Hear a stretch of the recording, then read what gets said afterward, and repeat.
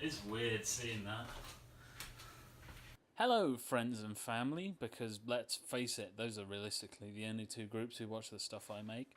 This is the director's commentary for a vlog I filmed but was too bad to release on its own. Today I tried filming a traditional homemade, home-style, home for the holidays, home cinema system, home the DreamWorks movie, talk to camera video. And what I do when I make one of those is I sit down in front of a camera with no script and only the faintest idea of what I'm going to say, and the result is footage which is 3% usable and 97% silence while I think of the next thing to speak with my mouth. This looks awkward and unprofessional, largely because it's both of those things for real.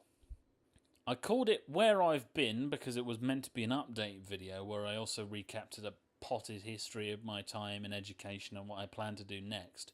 Essentially, I detailed a pattern in my educational life, one where I suffer for 2 years in one place, then change to another and things vastly improve. In primary school, I was considered naughty and made to sit in the corner for most of each lesson because nobody at that school knew what Asperger's syndrome or special needs was, apparently. For year 3, I got the hell out of St Dodge's C of E primary school and went to Hatfield Peveril instead. There, I made a whole bunch of great close friends and had a gay old time. After my 11 plus and SATs, I went to a Catholic school in Chelmsford, which sucked also, because there was no humanities aside from history and RE, and there was far too much RE. This had the additional effect of killing what little belief in God I had left and converted me from a shining example of Christian morality to a godless animal. That's right, parents. Catholic school makes your kids atheist. After 2 years of... Oh, God. I just remembered. We did cross-country running as well.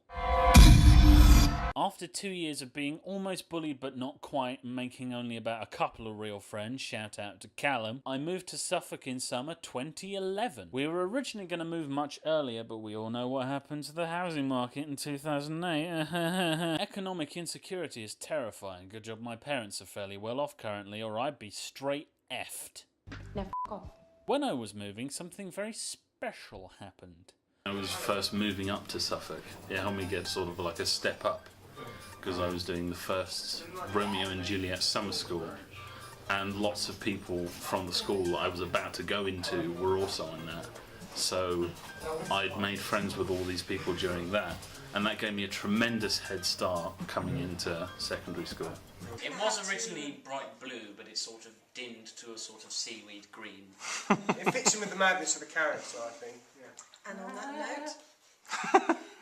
I did musicals, was fairly popular, even with the sporty kids, which I still don't understand. What did you see in me? And I got a girlfriend for the first time ever, and I got a dog too, and everything was awesome.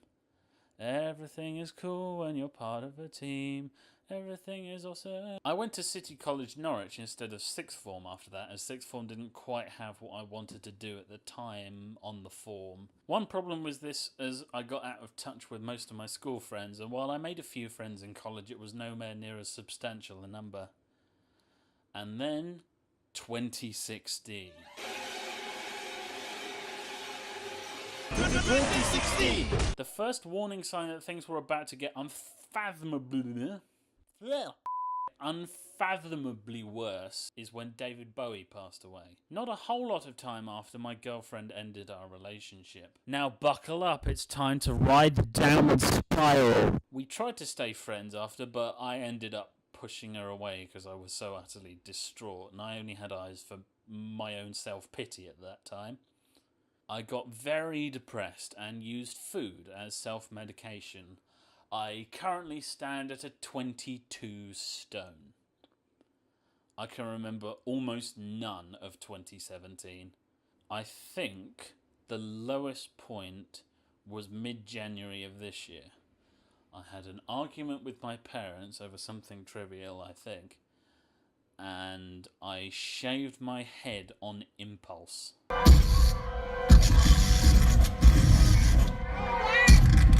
My parents came over since they were worried about me, and they both naturally panicked. My dad phoned the GP since he was worried I'd do something stupid. But this was a good thing though, as I used the phone call to book an appointment about my depression. I did the quiz, filled in the well-being tracker, and I qualified for a series of 4 workshops, and am now signing up to a service called SilverCloud, which looks like it could really help me going forward. It took almost half a year, waiting list and all, but it's been worth it so far. Okay, a quick digression. I don't want to moan about NHS waiting lists too much. It's only because they're being starved of funding and are no longer able to deliver a prompt service. The NHS may not be quick, but I've got no idea how much therapy would have costed if I had to pay up front.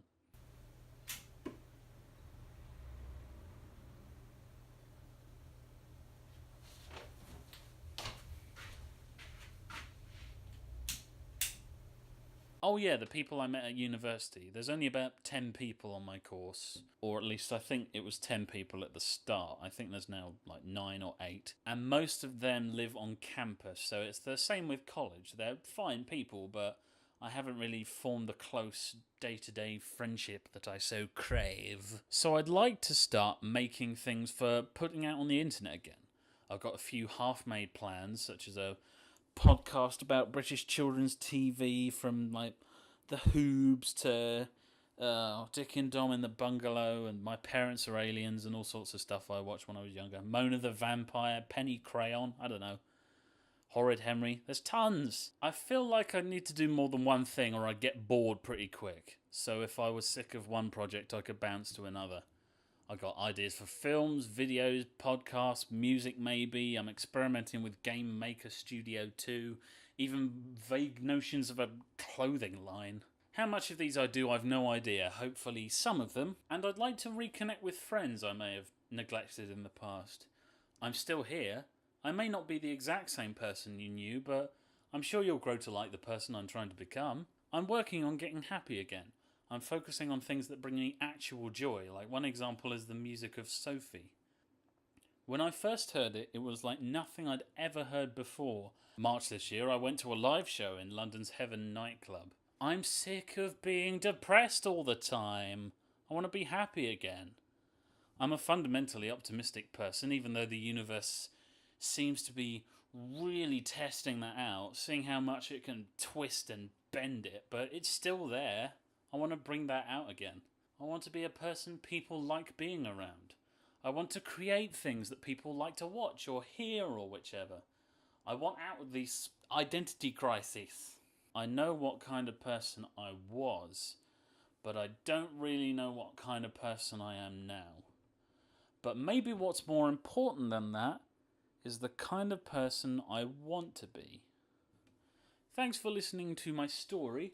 I won't ask you to subscribe because there's not a whole lot going on this channel right now. But if you want to see some of my uni films, I'd recommend going to my Vimeo. Don't know how to end this. I'll do the thing where I cut myself off in the middle.